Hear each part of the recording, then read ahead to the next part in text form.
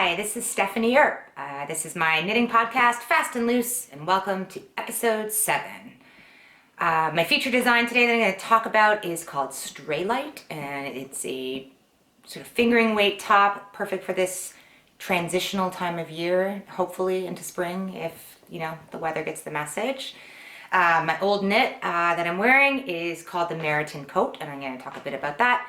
And also, it's been almost 2 months, or maybe more than 2 months since I did a podcast, so I have lots and lots of finished objects to show you, including a couple of designs of mine, and my finished sepala sweater by Caitlin Hunter, and some progress on my nightingale sweater by Nora Gahn.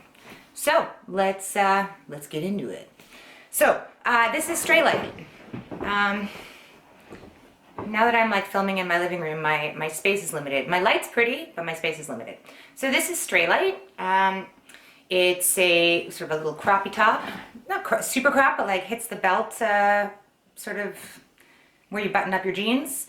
And it's knit in 3 gorgeous skeins of La Bien-Aimée merino singles that I picked up last summer when Espace Tricot, the LYS where I work, had a little pop-up shop. There were 800 skeins of this yarn available, and it was all gone in 24 hours, if you can believe that.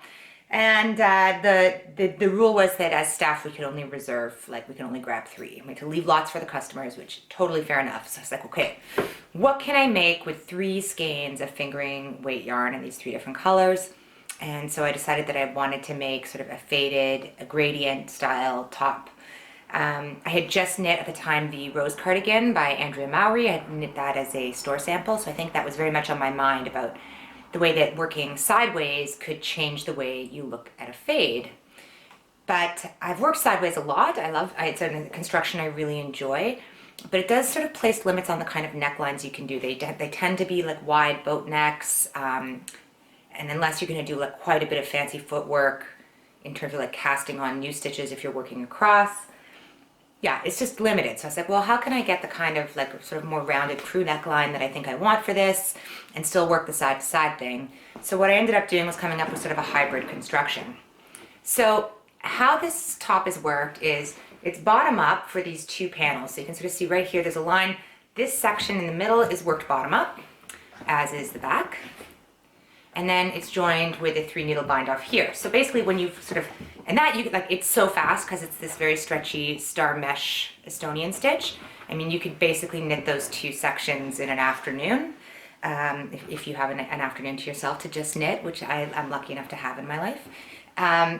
And so once you do that, you sort of want to try it on, making sure it fits over the head, because my first draft of my neckline on this was a little tight. It worked for me as a very loose knitter, but some of my testers had issues with it. So you do that, and then so that's all good. And then what you do is you pick up around this entire line and knit this sort of dolmany shaped sleeve all the way out. So you don't have to do any fading while you're working on the middle section. It's really once you start working in this direction that you start to work in sort of a fade through from this darkest color, which was called Undergrowth, through to my Victorian Mauve, and finishing with Rose Quartz, which is what I ended up with here. And of course, you don't have to fade it, or you can fade more colors, or you could just fade 2. You can do whatever you want. But this was really what I was trying to accomplish. So you do that on both sides. They're both the same. And there's a little lace panel in the sleeve, because, why make it simple if you can make it complicated? So there's a pretty little lace panel here that goes all the way down. And then finishes with a fairly deep rib cuff. And then at the hemline, some garter. So the pickup down here was sort of one of the reasons really you knit in every direction with this. You knit up, and then you knit sideways, and then you pick up and you knit down. And the reason I did that is that I really wanted to offer people flexibility a little bit on the length, because obviously you can make some modifications right away and decide, okay, I'm going to knit this section a little bit longer. That's a pretty easy modification to make. But if you didn't make it at the beginning and then you try it on and think, I'd really like a little bit more length on this, you can add that with that garter hem at the bottom. And then it's just a really simple I-cord pickup for the neck. No ribbing up here. But boy, when you think about it, there's a lot going on with this top, no question.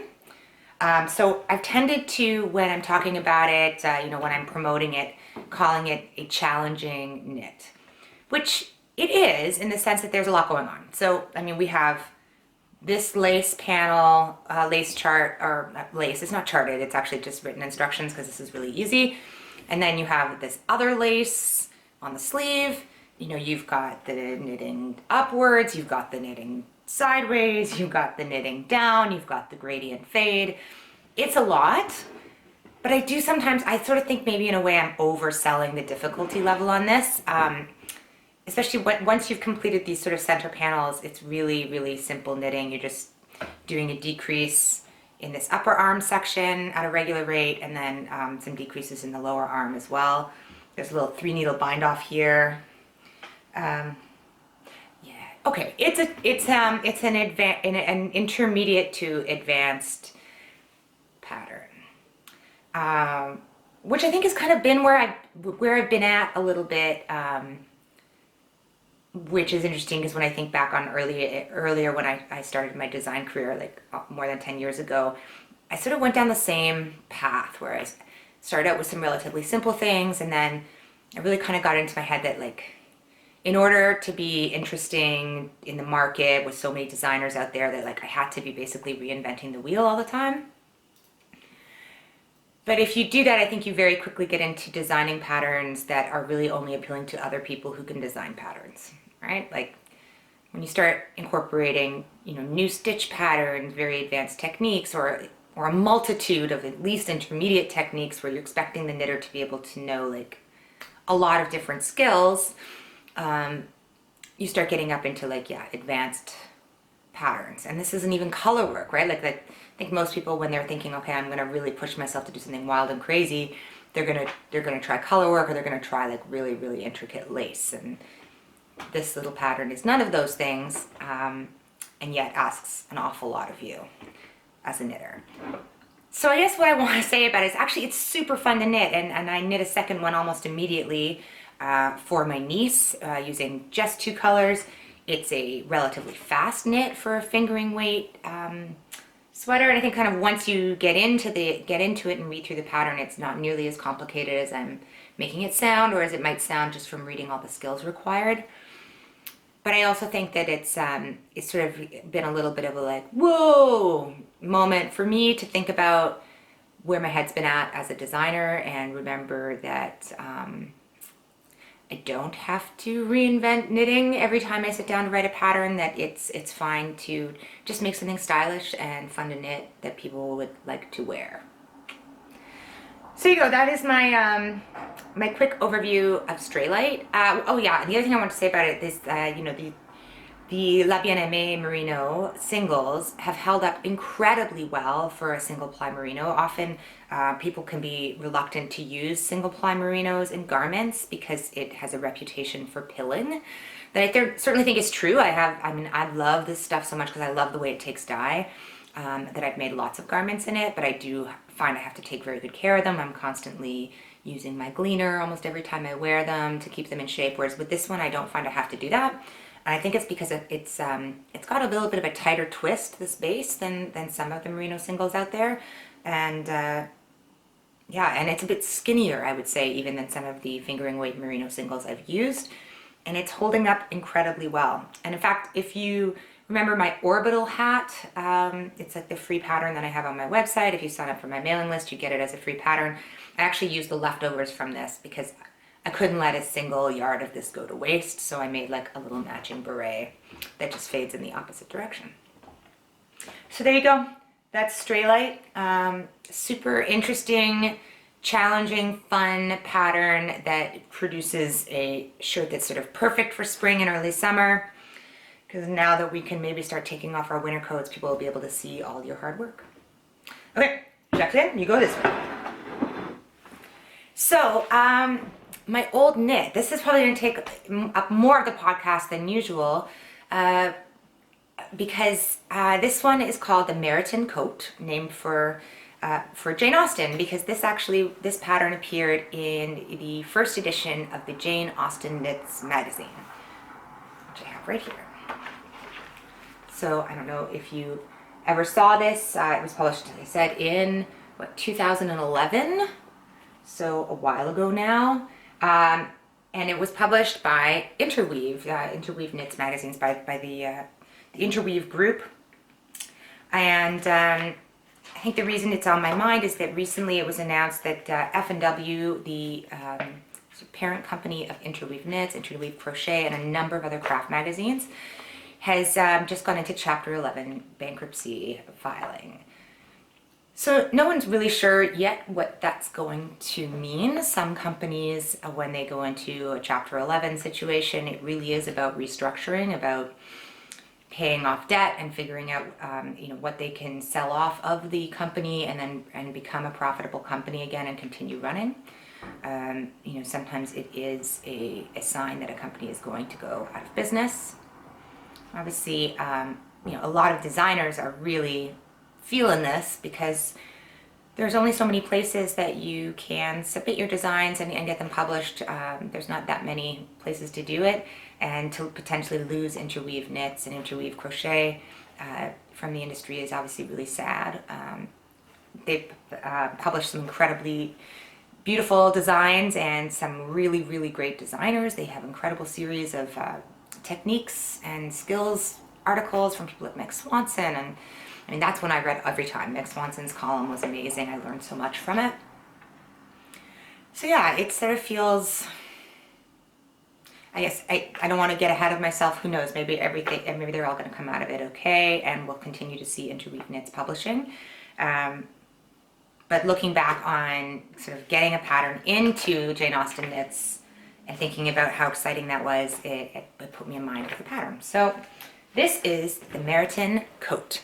So, when the call came out for a Jane Austen themed issue, I immediately thought of sort of the military aspect of it, all the fine military men and not so fine military men that populate Jane Austen's novels, and I wanted to use that as an inspiration for something for women's wear.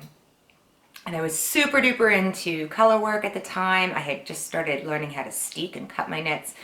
So that is what I proposed to them, and in fact I even knit like a little tiny version of this with no sleeves in my own hand-dyed yarn. I think the colors that I submitted actually were sort of a light gray and peach.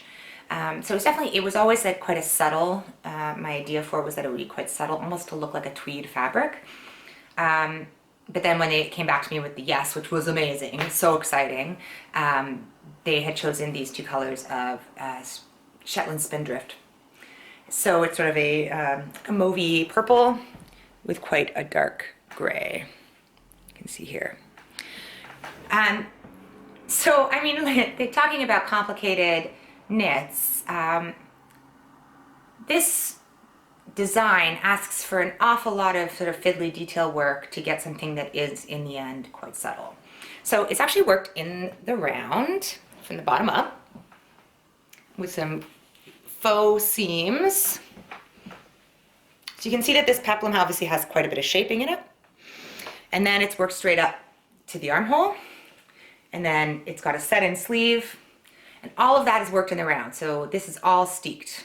So when you're finished, you cut open the front and you sew it down. There's a hem as well. So there's like a back hem.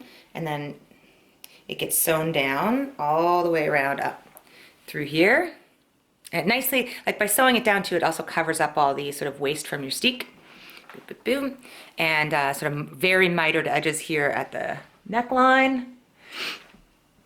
And then I-cord pickup around the shoulder and around the waist to sort of create this very military look. Yeah, so it's a lot of color work knitting to produce this very subtle fabric. There's like a cute little detail here in the button band that was supposed to look sort of like, the gold sort of, what's it called, like, I guess, trimming that you would see on a military coat.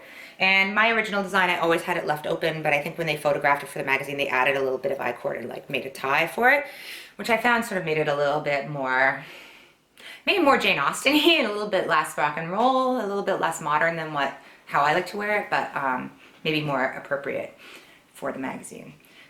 So, what's interesting about this sort of world where we used to publish in magazines is like, obviously, there was a lot of excitement about this issue, about Jane Austen at the time. I mean, that never really goes away, but it was super hot in 2011. So, to the folks at the magazine who are like, oh, we're going to do this special issue, does every design in it need to be something that everyone wants to knit? No.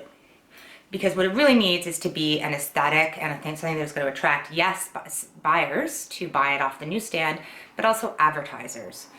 So I definitely always felt, even like as soon as I saw the magazine and saw all the other designs in it, I was like, oh, I don't think a lot of people are going to choose to knit this. Because it is a huge investment of time for something relatively subtle.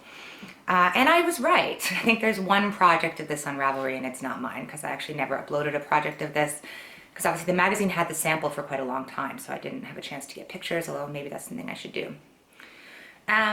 But I think that's really like something that has changed and is continuing to change with the sort of the evolution of knitting magazines, right? Like with a diminishing subscriber base and not as many people buying at newsstand and so much available online as single patterns, for a magazine to survive, they really have to think that every single design in there is something that people would want to knit. You can't sort of waste time with filler patterns.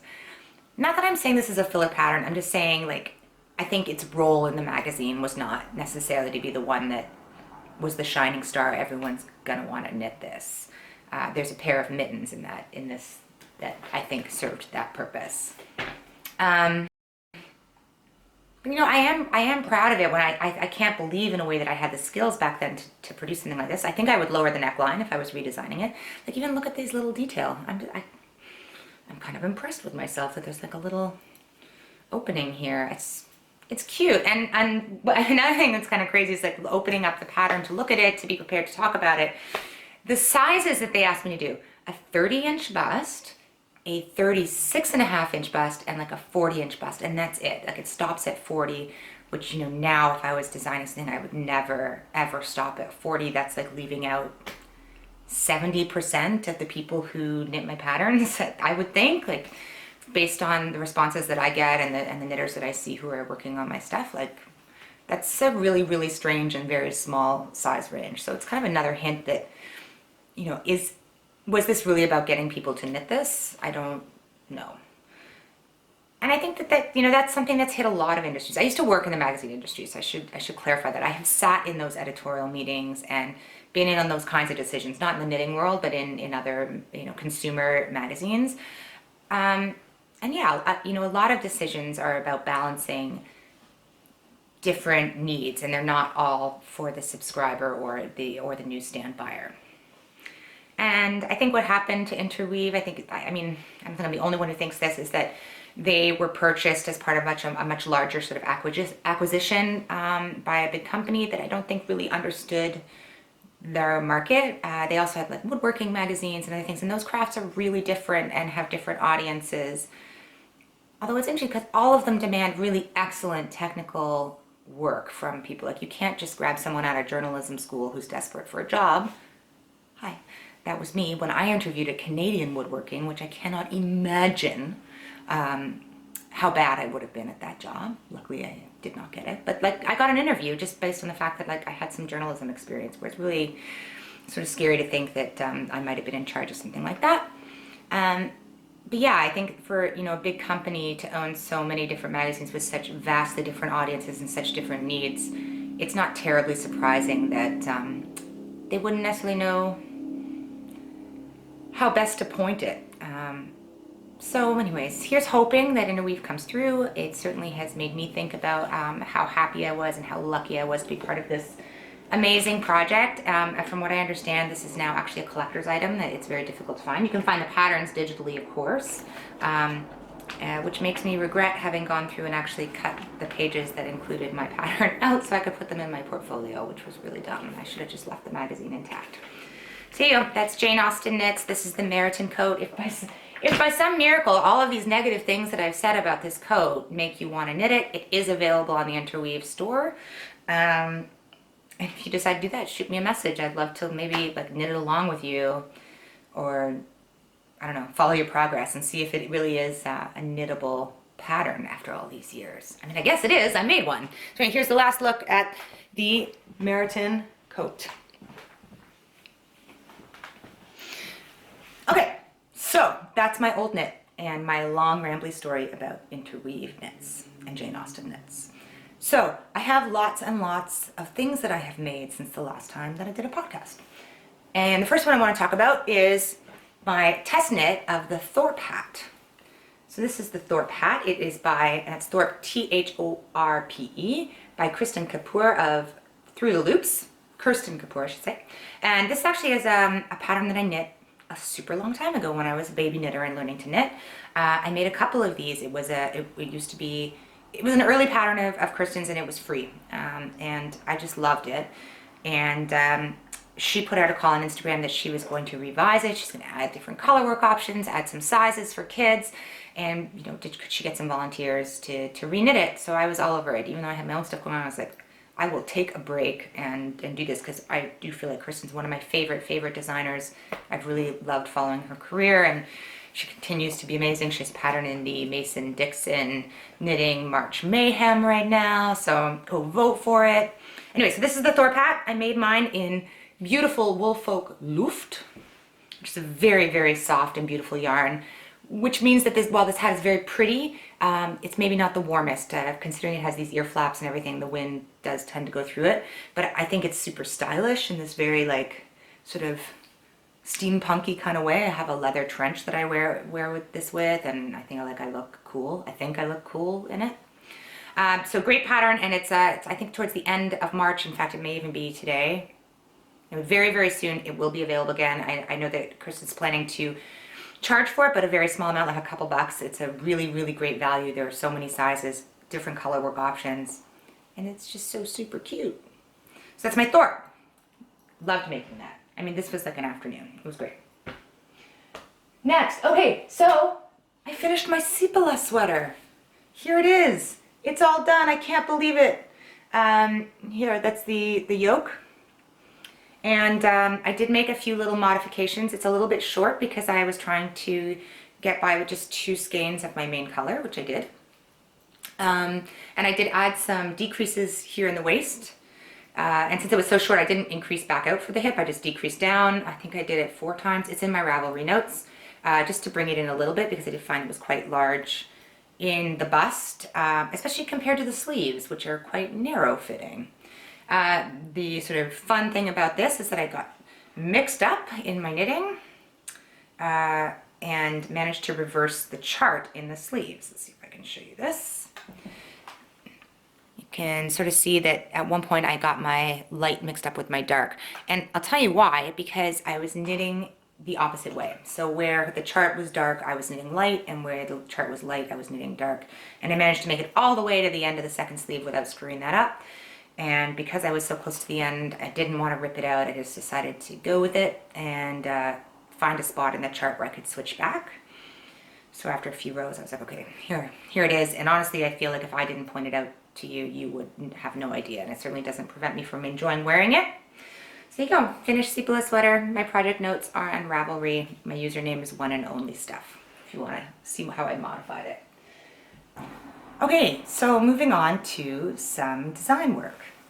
I guess I'll go to my baccarat. Okay, so speaking of sort of wanting to maybe get away from such complicated patterns, I decided I wanted to make just a really simple, beautiful colorwork yoke sweater. So this is my baccarat pattern, which I published, I think, in February. This is one version where I used some Noro Silk Garden along with some Cascade 220 and Natural. You see all that.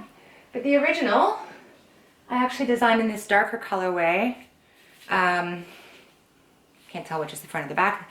In Studio Donegal Soft Donegal that I picked up at Knit Stitch Sew in Kingston. It's kind of some different neutrals with some pops of lilac, sort of purpley color.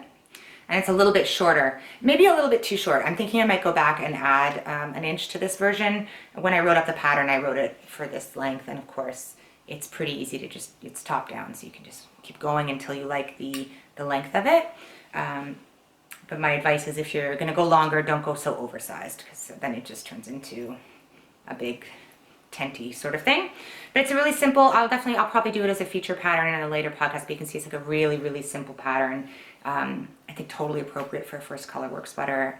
In fact, I'm working with one of my private lesson students on it right now, and she's doing a beautiful version of it. So that's that. And then more recently, I just released the Razor sweater, which is here. This is knit in Harrisville Nightshades, which is this cool line of all black yarns with different sort of different undertones in them. This one is really the charcoal gray. It's called Static. And I have to thank Lisa from Miss Bastico, who basically gave me the yarn support for this. She bought a lot of this when she was at Rhinebeck, and she had a couple extra skeins, so she sent them my way since I said I wanted to try designing with them. So thank you, Lisa. Loving this pattern. It's speaking of the side-to-side thing. So this is a side-to-side sweater that's knit sort of, you pick up here, you go this way, and then you go on the other side and go down the other way. So it's like really just two halves, and it has a kind of a cool shoulder detail. Again, I will probably do this as a feature pattern at some point, so I won't get too much into it. But this one's new as well. You can find it on Ravelry and on my website, and along with Baccarat. So that's that. And then finally, still a work in progress, but certainly progressing, is my Nightingale sweater by Nora Gone. This is the cover sweater from the winter issue of Pom Pom magazine. So I had previously finished the back, and I think I showed this on a previous podcast, and I think I finished this actually around Christmas time. So, you know, it's been around a bit. And I finally got the chance to cast on the front, and here it is. So I have to seam it up and obviously do the sleeves. But if you're eagle-eyed, you'll notice I did make a modification to this. The chart is the same for the front and the back. So you can see in the front, there's this additional sort of shape right here that comes up, and so with the high back neckline, you kind of get the chance to complete that shape. But what I noticed when I saw the sample in person at Rhinebeck is that with the lower neckline, especially in the smaller sizes, if you do that, it sort of cuts it off before it's finished. Like it doesn't meet and become an actual finished triangle. And it just sort of, I remember looking at it thinking, if I knit that, I would take that out and just have it be reverse stockinette around the neck. So I wasn't sure I was actually going to do that one, because I've seen some finished versions of this, and like Andrea from Fruity Knitting and other people around the net. It doesn't seem to bother me as much when I see it, but once I got there, I was like, yeah, I'll try it, since that was my first instinct. And I do really like it. I feel like it frames the face really nicely and sort of is a nice way of finishing it up. So I am hoping to get to seaming that up and working on the sleeves on my flight to Los Angeles, because it just so happens that I'm going to visit a friend of mine, a dear friend who's living in LA. And when I set up the times, I didn't realize, but I'm actually going to be there at the same time as the Los Angeles County Yarn Crawl, which is not just 1 week, but 2 weeks. Can you imagine living in a city where you could have a 2-week-long yarn crawl? That's how many yarn stores there are. I'm super excited about it. I'm there for the second week, and on Thursday, April 11th, I'm going to be hanging out at the Little Knittery in Los Feliz from 3 to 6 p.m. I'm going to bring some samples with me, so there's like more lightweight summer knits that might be appropriate for the hot California heat. But probably also Baccarat and Razor too, since they're brand new. And sort of inviting anybody who's interested to come hang out, ask me anything. You know, what it's like to get into design, you know, what does a good pattern look like, anything like that, but also even like knitting tips and tricks, techniques, anything like that. You know, help you pick yarn, help you pick colors, whatever, just chit chat. That's what I'm there for, just to hang out and meet other people, meet knitters. So that's super exciting. And I have a new pattern coming out in April that I'm very excited about, and I have like a cool contest that I'm going to be doing. So if you're want to find out about that, I would say sign up for my mailing list. You can find that on my website. And in fact, I'm sort of going to be, I'm thinking I'm going to like transition more to doing discounts and things like that through my mailing list. That seems to be the good marketing advice out there.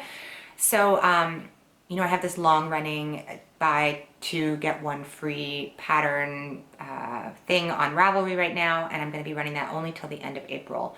So if you've been thinking about maybe taking advantage of it, go do it before the end of April, because I'm going to switch to sort of doing more discounts just through my mailing list. And if that sounds interesting, go sign up. You also get the free hat pattern that I mentioned, Orbital. Anything else? I think that's everything that I have to report. I know I kind of blasted through a lot of my knitting stuff. It's a lot of knitting. Like when I look at what I produced in 2 months, that's a crazy amount of knitting. And I think, in fact, one of the things I want to do over the summer is maybe slow down and be a little bit more thoughtful about producing so much, because I'm kind of starting to feel some of that, hand pain and stuff that has affected so many people. And I think it's just, I give this advice at the store all the time when people talk about pain, where I'm like, it is not worth it to get permanently injured. This is supposed to be fun. And of course it's my job, but it is also my pleasure. And I don't want to risk not being able to do it anymore. So yeah, I'm just trying to be thoughtful about, like, do I need to be producing, 1, 2, 3, 4, like 4.5 sweaters in 2 months? Probably not. Maybe I could take it a little easier on myself, and I don't have to knit 2 versions of every design and all that stuff. So yeah, I'm gonna just take it slow, take it easy, but looking forward to having something new out in April that I think is pretty cool. And yeah, we'll see what kind of summer designs occur to me. Maybe being in LA will kickstart that. So thanks so much for tuning in. I'm Stephanie. This is Fast and Loose, and we'll flash up all the places you can find me. Thanks for listening. Bye. I'm just gonna go ahead and start again.